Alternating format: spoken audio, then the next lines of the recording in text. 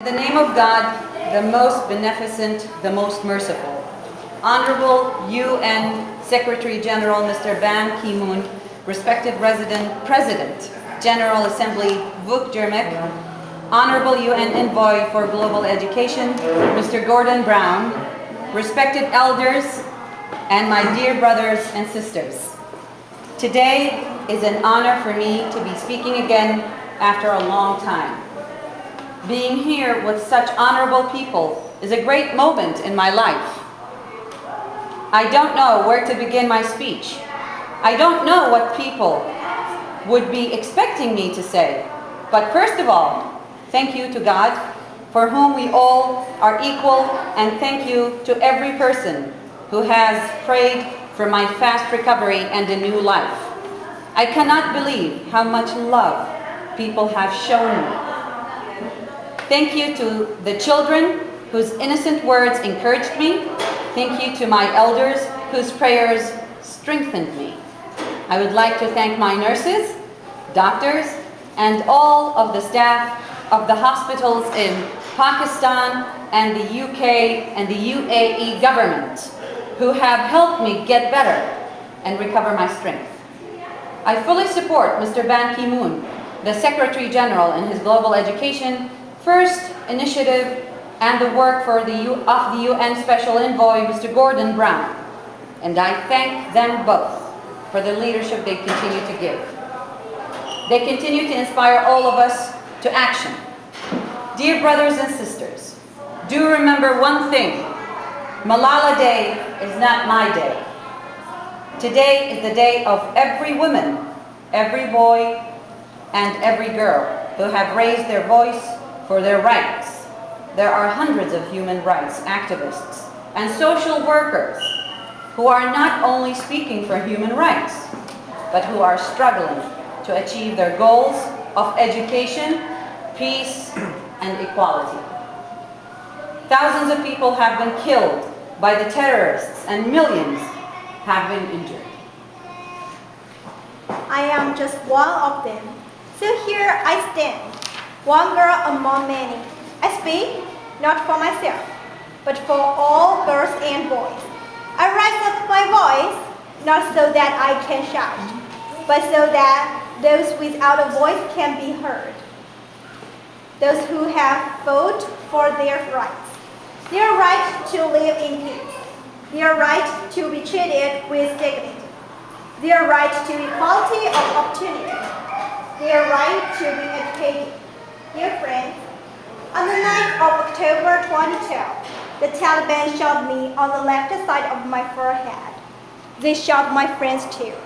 They thought that the police will silence us, but they failed. And then, out of that silence came thousands of voices. The terrorists thought that they would change our arms and stop our ambitions, but nothing changed in my life except this. Weakness, fear, and hopelessness dead. Strength, power, and courage was born. I am the same Malala. My ambitions are the same. My hopes are the same. My dreams are the same.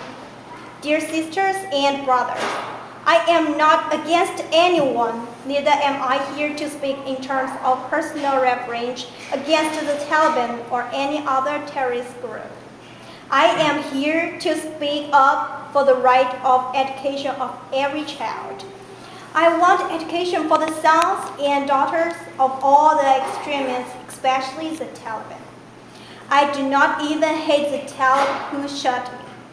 Even if there is a gun in my hand and he stands in front of me, I would not shoot him.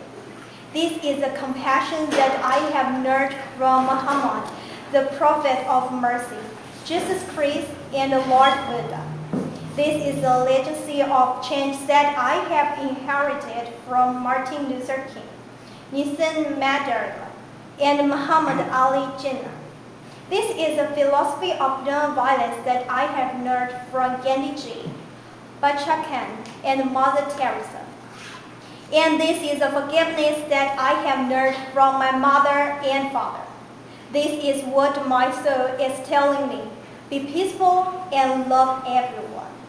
dear sisters and brothers, we realize the importance of light when we see darkness. We realize the importance of our voice when we are silenced. In the same way, when we were in Swat, the north of Pakistan, we realized the importance of pens and books when we saw the guns. The wise saying, "The pen is mightier than sword," was true. The extremists are afraid of books and pens. The power of education frightens them. They are afraid of women. The power of the voice of women frightens them. And that is why they killed 40 innocent medical students in the recent attack in Kolkata. And that is why they killed many female teachers and palace workers in Khyber Pakhtunkhwa and Fatah. This is why they are blasting schools every day, because they want and they are afraid of change, afraid of the equality that we will bring into our society. I remember that there was a boy in our school who was asked by a journalist, "Why are the Taliban against education?" He answered very simply. By pointing to his book, he said, "A Taliban doesn't know what is written inside this book." They think that God is a tiny little conversation being who would send girls to the hell just because of going to school. The terrorists are misusing the name of Islam and Pashtun society for their own personal benefits. Pakistan is a peace-loving, democratic country. Pashtuns want education for their daughters and sons, and Islam is a religion of peace, humanity, and brotherhood. Islam says that it's not only each child's right to get education, rather it is their duty and responsibility. Secretary General, peace is necessary for education in many parts of the world, especially Pakistan and Afghanistan. Terror, wars, and conflicts stops children to go to their schools. We are really tired of those wars. Women and children are suffering in many parts of the world in many ways. In India, innocent and poor children are victims of children labor. Many schools have been destroyed in Nigeria. People in Afghanistan have been affected by the hunger of extreme for decades. Young girls have to do domestic child labor and are forced to get married at early age. Poverty, ignorance, injustice, racism, and the deprivation of basic rights are the main problems faced by both men and women.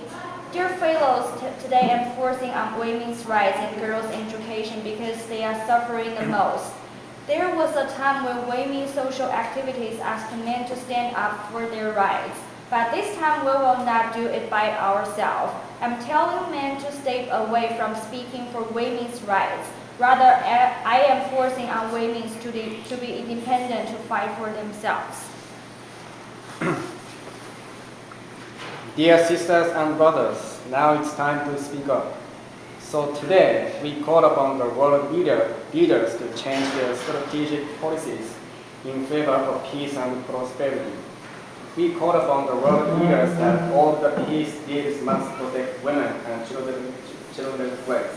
The deed that goes against the dignity of women and their rights is unacceptable. We call upon all governments to ensure free compulsory education for every child all over the world. We call upon all governments to fight against terrorism and violence, to protect children from brutality and harm. We call upon the developed nations to support the expansion of educational opportunities for girls in the developing world. We call upon all communities to be tolerant, to reject prejudice based on caste, creed, sect, religion, or gender, to ensure freedom and equality for women so that they can flourish. We cannot all succeed when half of us are held back. We call upon our sisters around the world to be brave, to embrace the strengths within themselves and realize their full potential. Dear brothers and sisters, we want schools and education for every child's bright future. We will continue our journey to our destination of peace and education for everyone. No one can stop us. We will speak for our rights and we will bring change through our voice. We must believe in the power and the strength of our words. Our word can change the world. Our words can change the world. Because we are all together, united for the cause of education. And if we want to achieve our goal, then let us empower ourselves with the weapon of knowledge and let us shield ourselves with unity and togetherness. Dear brothers and sisters, we must not forget that millions of people are suffering from poverty, injustice, and ignorance. We must not forget that millions of children are out of schools.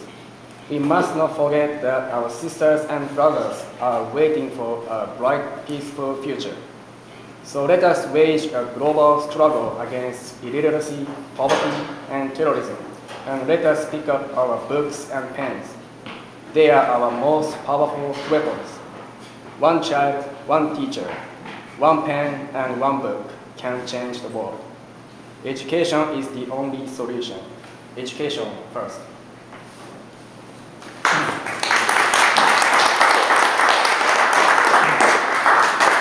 Thank you, Fawzeyah, for that wonderful reading, and Cici for your beautiful contribution, and Peng, wherever you disappeared to, and Yuichi, thank you as well.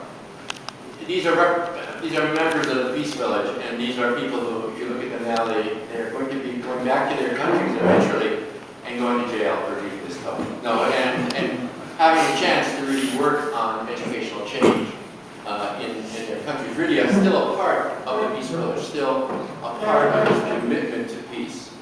All of us have a voice, Malala says, and we have a chance to say what we would like to say about her or about education. And I know there are some other people who would like to share a few thoughts.